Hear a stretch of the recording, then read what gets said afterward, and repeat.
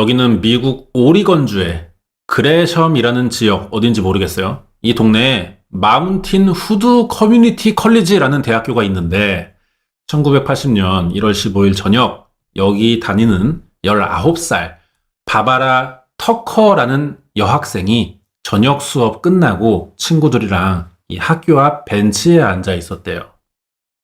얘가 바바라 터커야. 며칠 전에 눈이 왔는데 아직 녹지도 않았어. 추워. 이제 밤이 곧 오니까 쌀쌀도 한데 얘들이 집에 가기가 싫은가 봐. 괜히 앉아서 떠들고 있는 거야. 대화 주제는 얼마 전 만나기 시작한 이 바바라의 남친 이야기였어요. 한참 이런 데 관심 많은 나이라 막 시간 가는 줄 모르고 얘기를 계속해. 그러다가 한 명이 먼저 도저히 추워서 안 되겠대. 자세한 건 내일 만나서 다시 얘기하고 오늘은 그만 가자는 거야. 또 다들 차가 있습니다. 학교 주차장에 차 세우겠죠.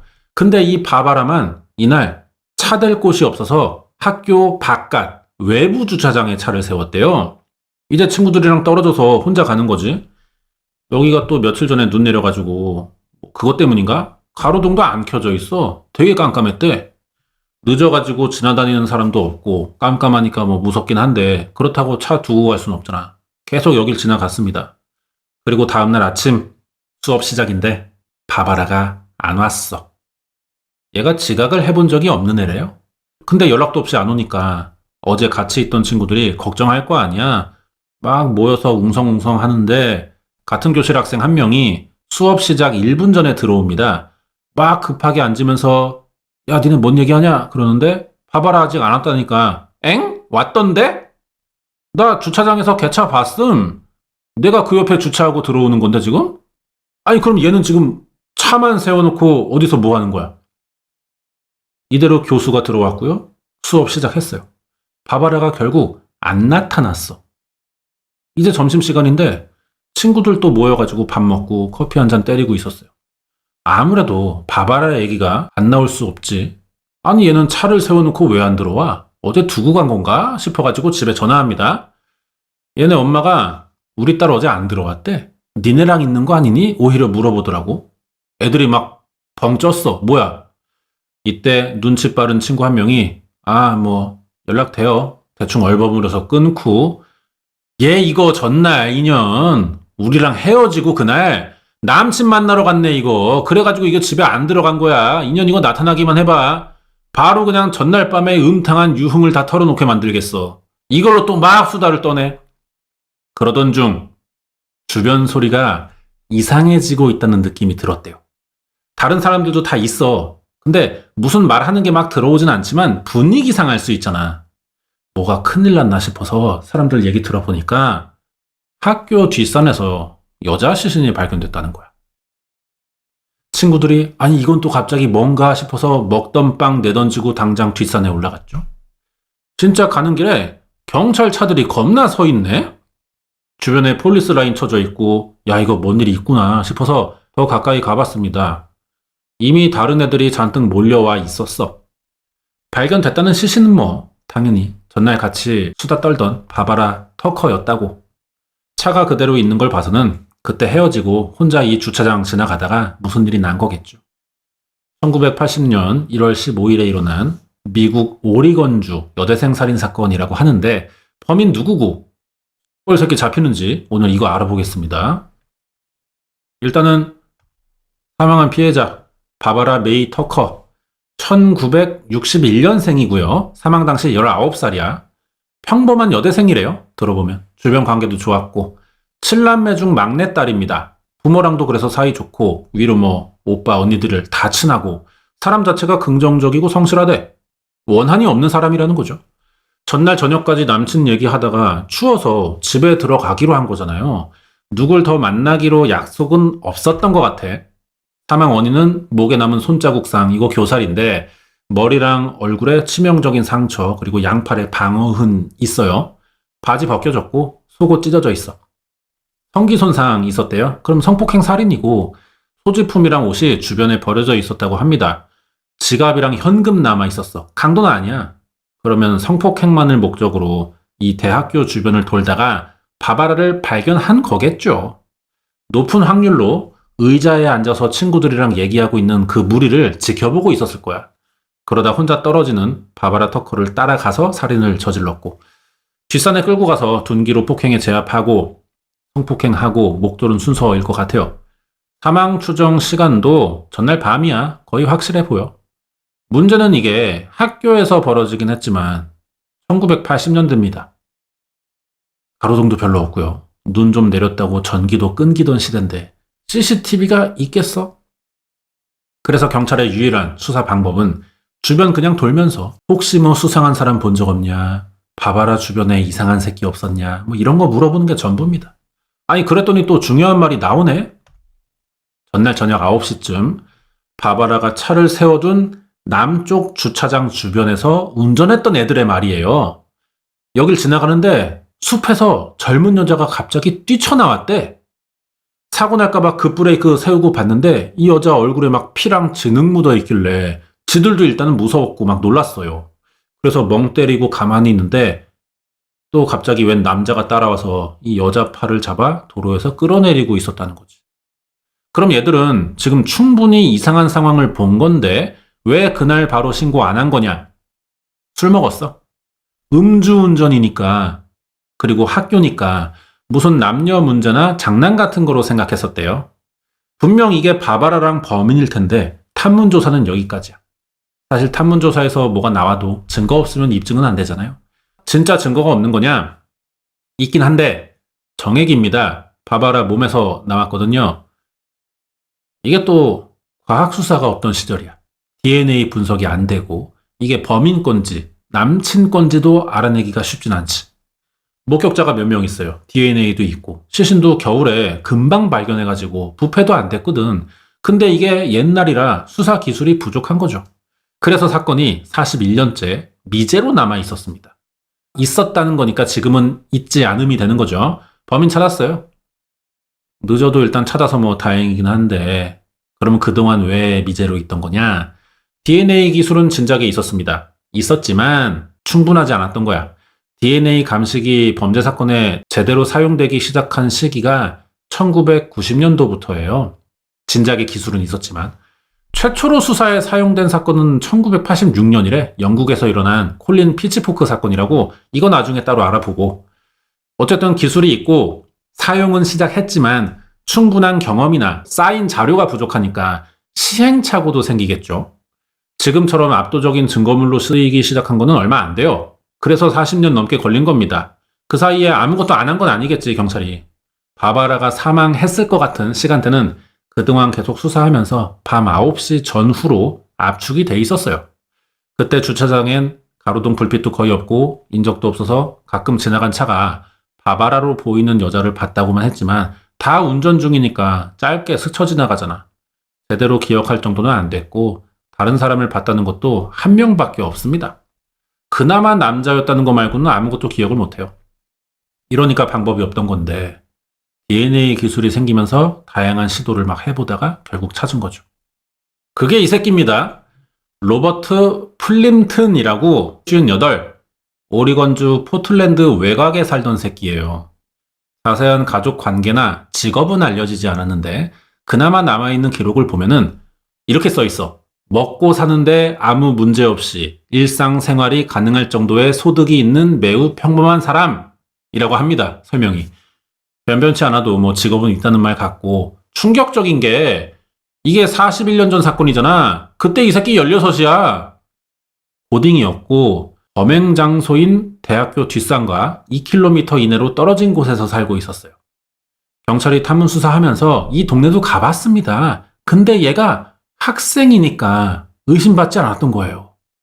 그럼 이 새끼가 진짜 바바라 터커 죽인 거 맞냐? 맞죠. DNA 수사는 오차가 없는 팩트였어. 대신에 얘가 범인으로 확인되기까지의 과정이 좀 재밌긴 해요. 그 당시는 과학수사 발달 부족으로 수사가 어려웠다고 했잖아. 그래서 바바라 터커의 몸에 정액이 있는 거 발견했지만 이게 범인 건지 남친인지 확인이 안 된다 그랬죠. 나중에 남친과는 대조할 수 있게 되는 날이 왔어요. 그래서 해보니까 아니야. 그리고 2000년대 지나면서 유전자 분석까지 가능해진 거예요. 이때 미제 사건들의 재수사 막 일어났고 실제로도 많이 해결이 된 겁니다. 여기서 이제 알아야 될 게 DNA랑 유전자 검사는 다른 거야. DNA는요, 건물로 치면은 일종의 설계도 같은 겁니다. 이 건물에 관련된 모든 내용, 뭐 방의 규격, 위치, 이런 것만 보고 따라 만들면은 누구나 이 건물을 지을 정도의 정보들. 유전자는 이 설계도 안에 방 한 칸 정도를 말하는 작은 단위예요. DNA만 가지고는 이게 정보가 너무 많습니다. 범위가 넓어져요, 대조하려면. 그래서 그 안에 유전자만 따로 뽑아서 대조를 하는 건데 이게 사람마다 다 다르다는 거지. 그래서 친자 확인할 때 그 방법이라는 겁니다, 한마디로. 그러니까 DNA 기술이 먼저 나왔고 우리가 말하는 친자 확인까지 가능한 기술은 더 나중이 되는 거죠. 이때 바바라 터커 사건도 재수사가 시작된 거고 보관하고 있던 정액 샘플에서 유전자 뽑았어. 그리고 그동안 쌓여있던 전과자 DNA랑 하나씩 다 맞춰보는 거죠. 우리 화성연쇄살인 사건에서 이춘재 확인할 때 그 방식이야. 범인 새끼들이 하도 많으니까 이걸 대조하는 과정이 오래 걸리거든요. 그냥 무의식적으로 이 사람이 하나씩 매일 일과야, 이 검사하는 사람이 하나씩 해보다가 어느 날 그냥 얻어 걸리는 거야. 이 새끼 유전자 차례가 오는 거야, 그냥. 범위 설정이 중요하니까 유사사건 전과자들 DNA부터 일단 맞춰봤는데 안 나와요. 이렇게 한 10년 또 지나갔던 거야. 그러다가 2010년 말부터 해외에서 유행하던 게 있습니다. DNA 분석 키트라는 거 알아요? 그게 굉장히 많이 팔렸거든? 우리나라에도 좀 있었고. 누구나 사서 해볼 수 있는 거예요. 이게 의도가 원래 내가 다른 인종이나 뭐 어떤 특정 국가랑 섞인 혼혈인지 알아볼 수 있고, 친척도 찾을 수 있고, 유전적으로 내가 어떤 질병에 약하고, 뭐 이런 정도 알아보는 건데, 이게 인기를 끄니까 전문적으로 해주는 회사들이 나타났어. 그래서 인기가 폭발적으로 올라갔습니다, 해외에서는. 그리고 이런 회사들이 여러 개니까 GED 매치라고 다양한 DNA 분석 회사들의 결과를 통합 관리하는 기관이 나타난 거예요. 2020년에 경찰은 유전자 정보가 공개된 사람들과 바바라 터커 사건의 정액을 대조했더니 되게 비슷한 사람이 하나 나왔대. 누군지 공개는 안 돼 있어요. 검사는 했지만 이 사람을 공개할 수 없다는 건 뭐야? 유전자가 비슷하니까 범인의 가족이라는 거겠죠. 이 밝힐 수 없는 사람을 통해 로바트 플림튼이라는 새끼를 찾아냈던 거고요. 딱 한 명 있었대. 만약에 형제 관계나 친척 관계였다면 용의자는 더 많이 나와야 된단 말이에요. 근데 한 명이라는 건 뭐야? 이게 로버트 플림튼의 아빠 아니면 로버트 플림튼의 아들이었다는 거겠죠. 경찰은 로버트 플림튼이 진짜 범인인지 알아보려고 미행을 했어요. 문제는 미행만 해서 뭐 얻어지는 건 없어. 이 새끼한테 증거물을 받아야 되는데 우리가 DNA는 확보했잖아. 이 새끼 DNA 받아야 되거든요? 어떻게 받아요? 개인정보라 임의로 취득할 수가 없습니다. 당사자가 거부하면 방법이 없는 거예요. 이게 법원에서 영장이 나와야 우리가 강제로 막 면봉 들고 아해 이 새끼야 아해 주둥이 벌려 그래서 막 이렇게 입안을 훑어가는 건데 이 정도로는 안 되나 봐 증거가. 법원에서는 뭐 더 큰 물증 갖고 오라는 뜻이겠지. 그래서 우리나라에서도 한 90년대까지 경찰들도 범인 혈액형 맞춰보고 싶은데 방법이 없으니까 따라다니면서 담배꽁초 버리는 걸 엄청 기다리고 막 그랬단 말이에요. 이건 상관없습니다. 버린 물건을 가져다가 분석했는데 거기서 나온 정보가 범인과 일치한다. 이건 법적으로 해석이 다른 거니까 강제로 채집한 것도 아니고 쓰레기를 버린 거니까 점유이탈 횡령도 되지 않거든요. 사람 사는 거 다 똑같아. 미국 경찰도 로버트 플림튼 따라다니면서 이걸 기다린 거야. 사건 41년 만인 2021년 4월 로버트 플림튼은 경찰이 미행한다는 걸 전혀 몰랐어요. 이게 뭔지 알아요? 껌입니다. 이 새끼가 어느 날 길 가다가 아무 생각 없이 씹던 껌을 바닥에 뱉었네? 경찰이 당장 주워가지고 DNA 분석했지. 침에 뭐 다 들어있을 거 아니야 이것저것. 까보니까 바바라 터커 몸에서 나온 정액과 이 DNA가 99.9999 일치합니다. 이래서 체포된 거예요. 자, 그럼 뭐 이제 빼박이고 재판 알아보기 전에 이렇게 해결된 사건 두 가지를 예전에 알아본 적이 있습니다. 소개 좀 합시다. 첫 번째는 얘죠. 엄청 유명한 사람이야.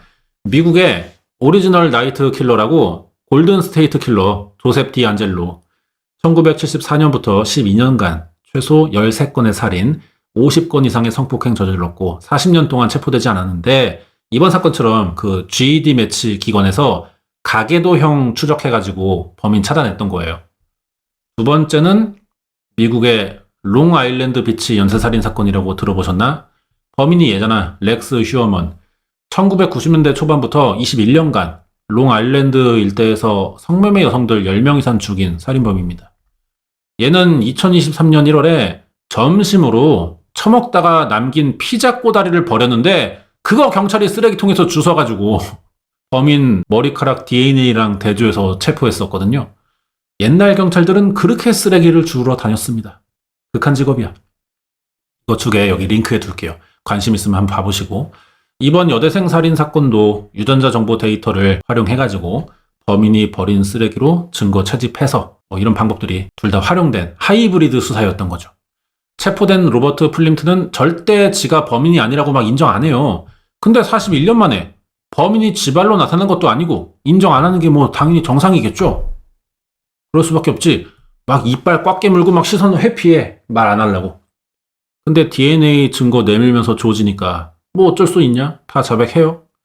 이게 증거가 없었을 뿐이지 그 당시 수사로 나온 추측 다 맞았어요. 16살 때 집 근처 대학생인 바바라를 우연히 발견하고 처음엔 조용히 따라가기만 했었대. 그러다가 주변에 아무도 없으니까 순간적으로 충동이 들어서 뒤에서 이제 끌어안고 입을 막은 거죠. 그대로 뒷산 수풀로 끌고 가 성폭행을 시도합니다. 근데 생각보다 바바라가 강하게 반응하니까 얘도 이미 일 저지른 뒤잖아. 이대로 못 풀어주잖아. 자기 얼굴 봤는데. 수습 안 돼요. 입 다물어서 소리 못 지르게 하는 게 중요하니까 막 때렸어. 손으로. 이걸 바바라가 다 뿌리치고 또 도망도 가는데 이 새끼도 급하잖아요. 주변에 떨어진 나무 토막 하나 주워서 따라가가지고 머리를 몇 번 내리쳤대. 이렇게 쓰러지니까 다시 성폭행 시작하는데 또 반응을 하니까 목을 조른 거라고 합니다. 그래서 바바라가 사망했고 사람 죽으니까 지도 그때 이제 정신을 차리는 거야. 그래봤자 뭐 어떡하냐? 이미 일 다 벌어졌는데. 한참 현장에서 당황하다가 시신 그냥 두고 집에 갔던 거래요, 그날. 아무도 본 사람 없으니까 지만 입 다물면 미제 사건 되겠다 싶어서 뻔뻔하게 학교 다니고 모른 척 했는데 사실 목격자가 있긴 했지만 운이 좋아서 자기를 기억 못했고 경찰들도 이 새끼 16살밖에 안 되는데 설마 뭐 산에 올라가서 살인하겠어 싶어가지고 의심을 안 받았던 겁니다. 실제로 41년 동안 경찰 조사 한 번 없었대요. 이제 재판인데 2024년 2월 26일 2급 살인 혐의 인정됐습니다. 계획성이 있었는지는 입증이 안 되는 거야. 이미 너무 지난 시점에서 범행 사실만 입증한 거죠. 과정, 동기 같은 거는 사실 이 새끼 진술에 달린 거잖아. 얼마나 사실대로 말했는지는 모르겠지만 진술한 대로면 계획성은 없어 보이는 거예요. 그래서 2급 나온 겁니다. 그래도 뭐 유죄 인정된 게 어디야. 40년간 가석방 금지된 종신형 나왔습니다. 그럼 뭐 거의 100살 다 처먹고 나와야 돼, 이 새끼. 빨리 나와도. 죽으라는 거지, 빵에서. 사건이 여기까지인데 이게 이제 씹던 껌이 되찾은 정의라고 불리는 사건이에요. 44년 만에 범인 찾고 종신형까지 받아내면서 장기 미제 사건이 해결됐다는 점은 긍정적인데 이게 또 사회적 이슈가 따라옵니다. 여러분이 이해 안 될 수도 있는데 사회 구조를 만들어가는 논리성 입장에서는 거론할 만한 이야기들이에요. 들어봐봐.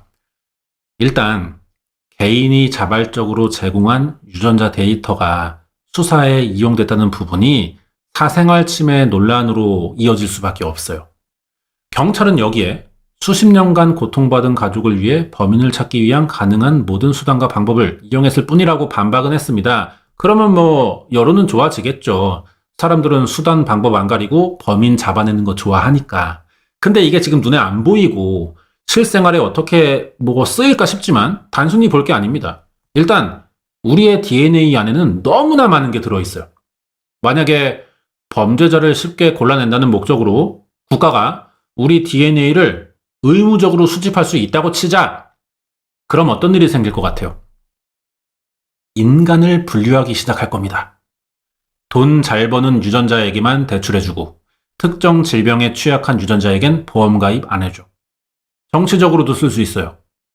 반대파의 많은 DNA를 무조건 골라내서 감시할 거야. 안 그럴 것 같아요? 정치적으로 인간을 분류하기 시작한 거는 이미 우생학에 관심이 있던 독일이랑 일본이 하던 짓입니다, 과거에. 이것들이 당장 일어나지는 않죠. 시행하고 몇 세대에 걸쳐 천천히 자리 잡는 거란 말이야. 중국이 홍콩 먹듯이. 우리는 아무 피해 없어요, 지금 우리 세대에서는. 근데 우리는 아무 피해 없다고 그냥 해버리면 자연보호는 왜 해? 쓰레기 분리수거 왜 하고 길가에 쓰레기 왜 안 버리냐고. 다음 세대를 위해서잖아요. 법도 마찬가지죠. 다음 세대를 위해 지금 만들어가는 겁니다. 그걸 고려할 필요가 있어요. DNA 수집을 의무적으로 하면 또 어때? 오히려 피해자도 늘어날 수가 있어. 예를 들어 실제로는 아니지만 계산하기 쉽게 유전자 감식으로 범인 잡을 때 오류날 가능성이 그냥 1%라고 해봅시다. 그냥. 그럼 100명의 DNA를 보관하고 있을 때 억울한 사람, 검사 실수로 억울한 사람 1명 나오는 거거든요. 근데 이대로 지금 전 세계 인구의 모든 DNA 다 보관하면은 그 1%의 숫자는 지금 우리나라 인구보다 많은 거예요. 실제로는 더 작은 확률이겠지만 숫자상 억울한 사람은 늘어날 수밖에 없고 그러면 필요 없는 재판도 하면서 시간 낭비하고 비용 낭비하고 이런 경우들이 많아진다는 거지. 그러니까 전과자 한정으로 지금 당장 DNA를 수집하는 방식이 아직까지는 최선이고 이상적이라는 겁니다. 항상 말하는 게 법을 그렇게 막 병신같이 만들지 않아요. 막 집에도 카메라 달자는 사람들이 있어. 의무적으로 하자, 국가에서. 근데 국가가 범죄자 잡자는 이유로 시민의 자유를 제한해서는 안 되는 거지. 문제 하나 해결하자고 또 다른 문제를 2개 만드는 겁니다. 그런 방식은. 이건 뭐 제 생각이고요. 여러분은 또 다를 것 같은데 이런 부분에 대해 어떻게 생각하는지 댓글 부탁 좀 드리면서 오늘 범죄 사건은 여기서 마칠게요.